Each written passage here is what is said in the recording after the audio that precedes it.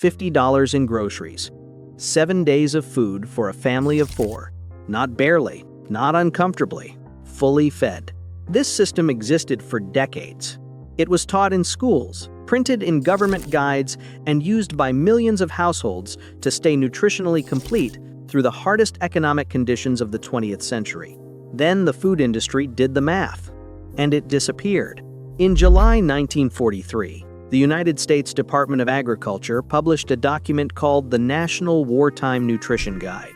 It was built around 7 food categories that, bought in the right quantities and prepared at home, covered every nutritional requirement a body needs. No supplements, no fortified products, no branded anything. Just whole food, bought simply, rotated through the week. Families who followed it were not hungry. They were nutritionally complete enough to raise children, hold jobs, and send a generation of men overseas to fight a war.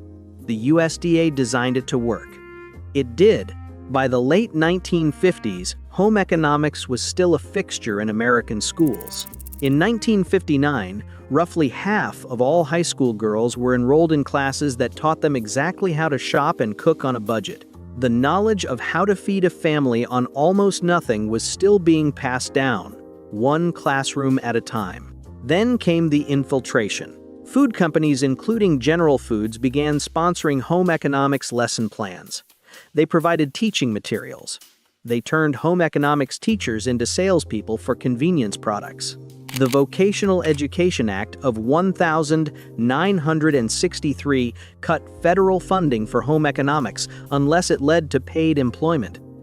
College programs were disbanded. By the 1980s, home economics departments across the country were being eliminated entirely. The knowledge of how to feed a family on almost nothing did not evolve into something better. It was replaced with the idea that cooking from scratch was too difficult, too time-consuming, and that modern families simply had better things to do. That idea was not an accident. It had sponsors. Here is what that displacement actually costs you. The average American household today spends around $235 a week on groceries.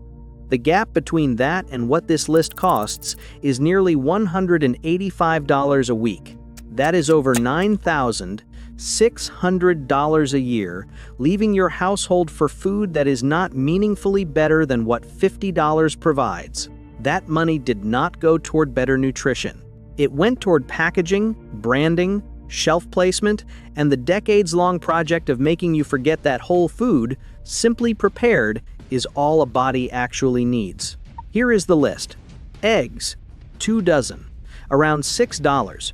Each egg contains 6 grams of complete protein, plus vitamin D, vitamin B12, and selenium. They work for every meal of the day.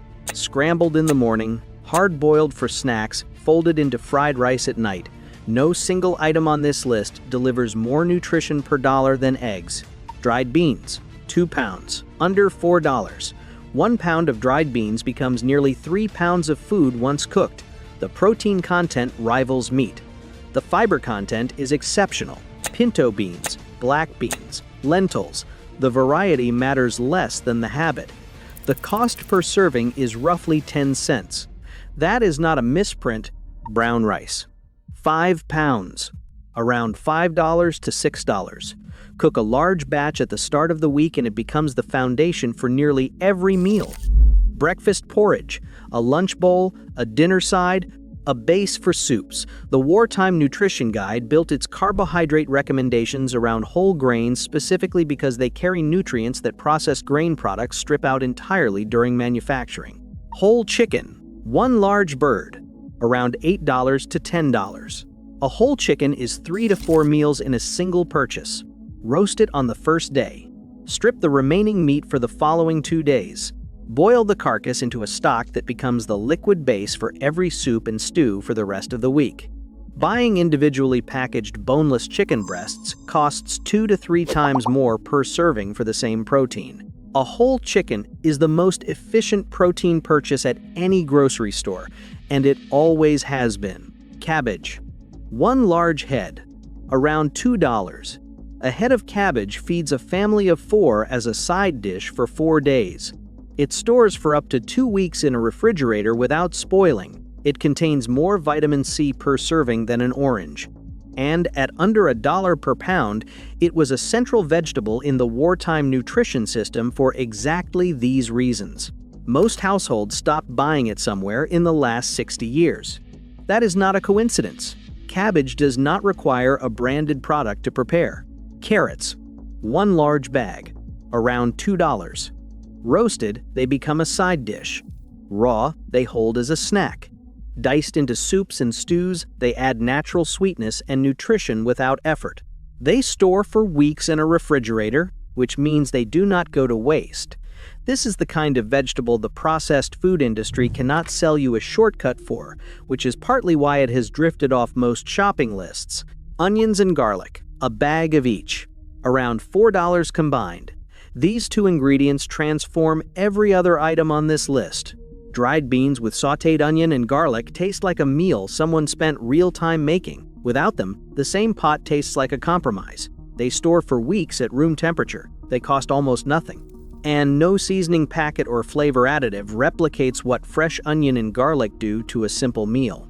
Oats, one large canister, around $4. Breakfast for the entire week, covered. A high-fiber, slow-digesting morning meal reduces hunger through the afternoon, which reduces total food consumption, which stretches the budget further. That compounding effect is exactly why the wartime nutritionists anchored the morning meal to oats and whole grains. It was not just about breakfast. It was about making the rest of the day cheaper, that is, 8 categories. Bought carefully at any standard grocery store, the total lands around $50. Sometimes under. None of these ingredients are difficult to find. None require technique beyond what a first-time cook can manage in half an hour. Your grandmother knew every one of them because she learned them in a class that taught exactly what the government had documented and what the food industry had not yet dismantled. These items are on every shelf of every supermarket you have ever walked through. They are always there, at the same price, waiting. The only thing standing between you and cutting your grocery bill by more than $150 a week is 60 years of marketing spend designed to make sure you never put all 8 of them in the same basket. Now you have the list. If this is the kind of thing that should not stay buried, subscribe and send this to someone who is still paying full price.